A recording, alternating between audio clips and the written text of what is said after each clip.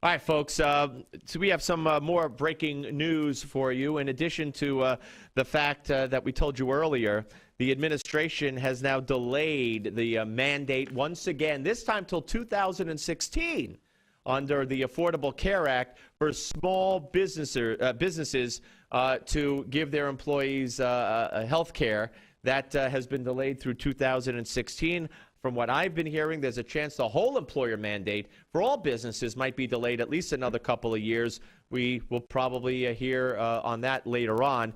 But we have breaking news with regard to an American, Kevin Bay, being held in North Korea. He's been held since November of 2012, as you probably know. We've alluded to that. And North Korea was to meet with U.S. envoy David Gregg today. I believe David Gregg landed in Pyongyang. But the North Koreans now say, no, we're not going to meet with you. Now, they were supposed to meet and discuss the imprisonment and hopefully the possible release of Kevin Bay, who's now been moved back, we're told, to a labor camp in North Korea. And the talks have now been canceled by the North Koreans. And this is, this is spitting in our face. This is na-na-na-na-na. What are you going to do about it? And this is how the North Koreans operate. Jesse Jackson has said that he'd be willing to go over there and try to secure the release of Kevin Bay. That's the latest. We'll have more on that as we go along. Also, we have a new way for you to communicate with the show at Twitter at Newsmax TV. So if you go to Twitter, it's at Newsmax TV. That is our handle. There it is. Hey, look at that, Twitter. Go to Twitter, and it's at Newsmax TV, and we will read tweets from time to time right here on the big Steve Malzberg show. We also have, of course, news today from the Justice Department over the weekend that the Justice Department will be extending federal privileges to same-sex couples all over the country, even in states where same-sex marriage has not been accepted, and that would apply to bankruptcy, testifying in court, visitation rights for family members, for prisoners, and right on down that kind of line. We also, because that's not nearly enough, have the revelation of a gay college football player who played for the University of Missouri, and his name is Michael Sam. Michael Sam coming out, if you will, over the weekend to the public. He said that he had been outed outed himself to his teammates during the course of the year. It was expected he would be a middle-round draft choice. There is reports that some coaches, one scout said this is going to hurt his chances at getting drafted, certainly in any higher round. We talked about this earlier in the show with Jared Max, and we will continue to discuss this, I'm sure, as the days move forward and the draft gets nearer. We even have a writer on tomorrow who compared this man to Jackie Robinson, which is total insanity, ladies and gentlemen. All right, we are joined right now by a woman who has created quite a buzz today with a piece that she wrote for the Washington Free Beacon. You know, we have Bill Gertz on quite frequently. He is the managing editor over there at the Washington Free Beacon. Yeah. But we are joined right now by Alana Goodman. Hello, Alana. Hi, how are you? Good. Thank you for joining us. I really do appreciate it. Now, you stumbled on a treasure trove here, a gold mine, however you want to put it, and it's called the Hillary Papers. Some are referring to them as the Hillary Papers, where apparently Hillary had a best friend, who would have thunk it, known as Diane Blair. Diane Blair happened to be the wife of Jim Blair, former chief counsel at Tyson Foods, who was the center of Cattlegate back in '94, a controversy where Hillary turned, like $1 into $100,000 on cattle futures, and she didn't know anything about it. But Diane Blair supposedly was one of her good friends, and she would talk to her about everything over the years during the Clinton years at the White House. And she wrote it all down and put it away, and now you've gotten a hold of it. How did that come about? Yeah, so actually in 2007, Jake Tapper wrote about this archive. It wasn't opened at the time. The archivists were still kind of like putting it together. And he wrote about how there was some complaints and criticism that this wasn't going to be open in time. And this was at the university where Diane Blair, who has since passed away, taught, correct? Yes. She taught. She's a political science professor. So So anyway, so they had been putting this archive together, but it wasn't open in 2007, and it wasn't going to be opened until after the election. So there was some criticism of that because Hillary, of course, was running in 2008, and people were wondering, what's in this archive. So anyway, I looked into this, found out that this had been opened in 2010, and there really hadn't been any other media coverage of this. And so we went down, looked at the archive. I honestly didn't expect to find much because, the Clinton stuff from the 90s, it's been pretty much any documents have all been looked at, and there really haven't been any real new revelations from that time period. So went down and was surprised that there was actually some interesting stuff there. There was lots of interesting stuff there. So you went down on your own initiative based on a Jake Tapper report that you had read or saw years prior. You didn't get any tip-off from anybody in the Hillary camp or Hillary herself or anybody related to the Clintons telling you, hey, why don't you go look at it now? So there's no connection between you and that at all, right? Well, I talk to a lot of different people, and people give me tips all the time, but.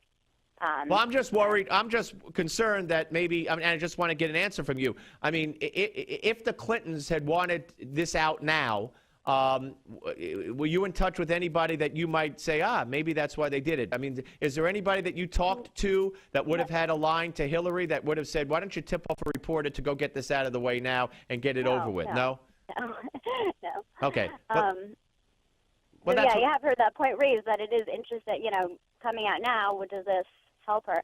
I mean, what it seems like to me is that if this archive had been around for so long and nobody had gone to it, like what other archives could there potentially be out there? Well, that's a good question. No, that's a very good question. All right, but let's concentrate on this. You talk, and let's start with probably the most, and you could be the judge of what you found out, certainly, because you are more familiar with it than me. But I'm curious about her remarks about the whole Monica Lewinsky affair as related to Diane Blair and as presented by Diane Blair. I can't picture this being Hillary. It calls into question, just based on this, what kind of relationship she had with Diane Blair. In other words, how close were they? I mean, you think that Hillary said to Bill, gee, Bill, I know you tried to break it off. Gee, Bill, these kinds of things happen to men under your kind of pressure. Your enemies have been relentless, so it's kind of understandable. Gee, Bill, I failed as a wife in part, and maybe that's why you did it. That's not Hillary. This isn't the first time Bill did this. But yet this is what you found in the diary, that this is how Hillary presented it to her. So to me, and stop me if I'm getting ahead of myself, it calls into question everything, because I don't buy this. Yeah, I mean, I don't think that anybody, you don't really know what's going on in somebody's marriage. So I don't know how Hillary would have handled this with Bill, but you do. I think you talk differently with your friends, and I guess I can't really speculate on. I mean, doesn't it seem to you like it's some suburban housewife making excuses for her husband, talking to her neighbor, her best friend who lives across the street, and this is the first time that her husband may have cheated? I mean, there's a litany of women, so I don't understand the attitude. You know what? And I think in a way, they could also maybe some people could also sympathize with her because she was betrayed by her husband.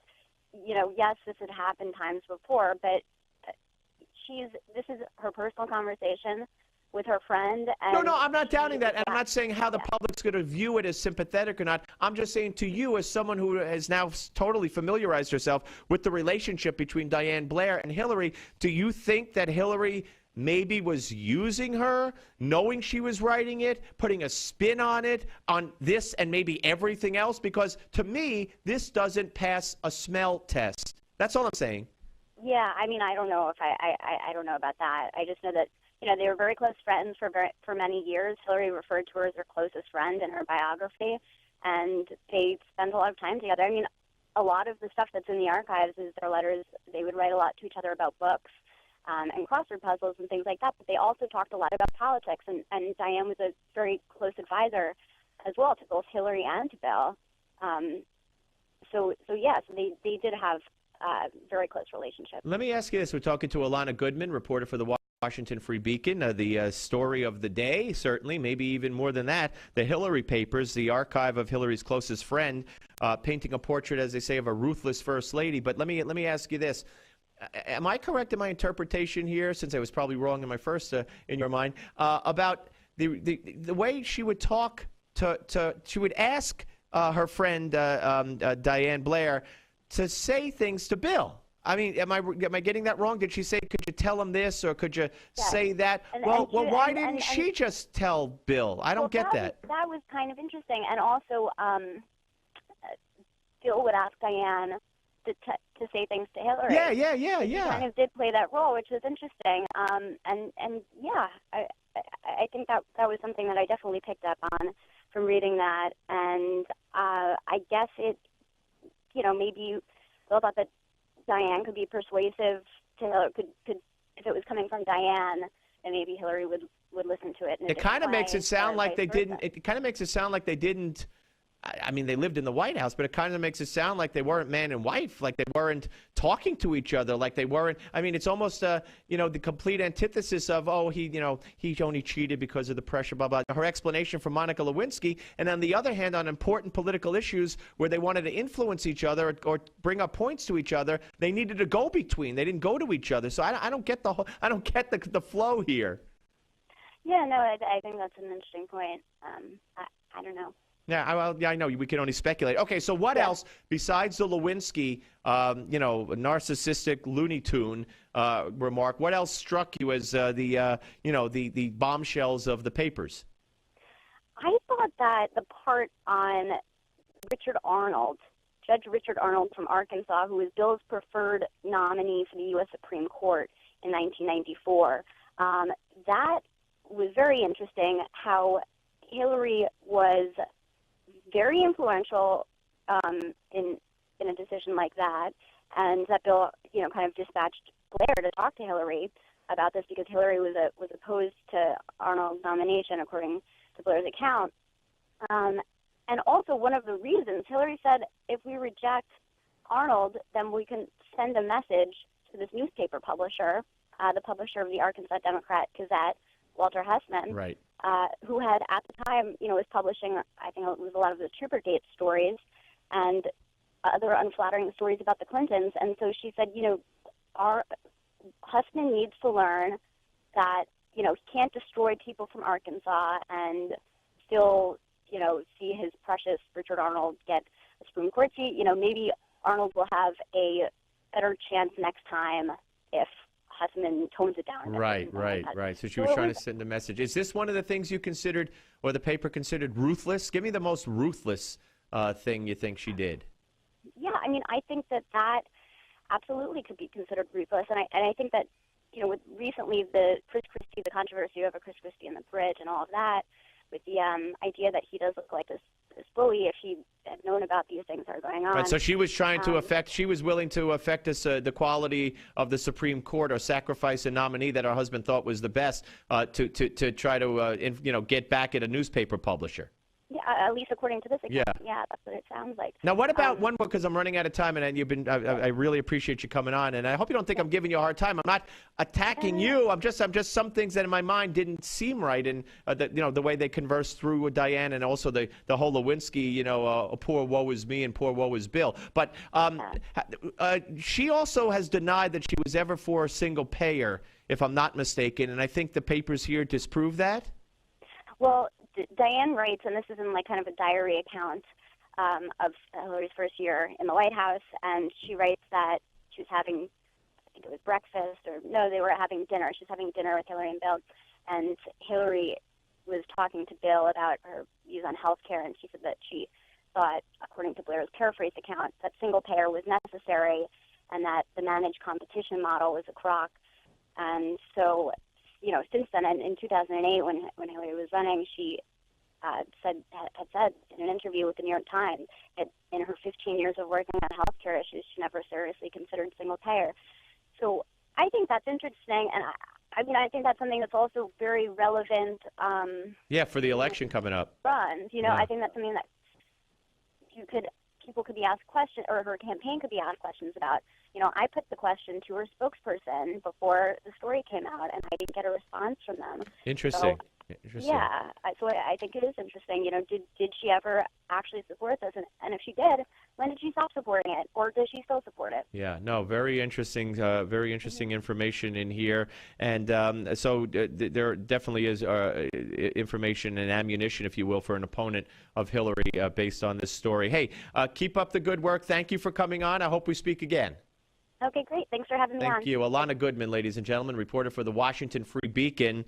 And when we come back, when we return after the break, we'll be joined once again by our friend Christopher Hahn, who worked with Hillary for quite some time. So he will I'll question him a little bit more on some of these issues. All that straight ahead, including at the bottom of the hour, Congresswoman Renee Elmers from the 2nd Congressional District in North Carolina, who, by the way, may be running against a runner-up American Idol finisher.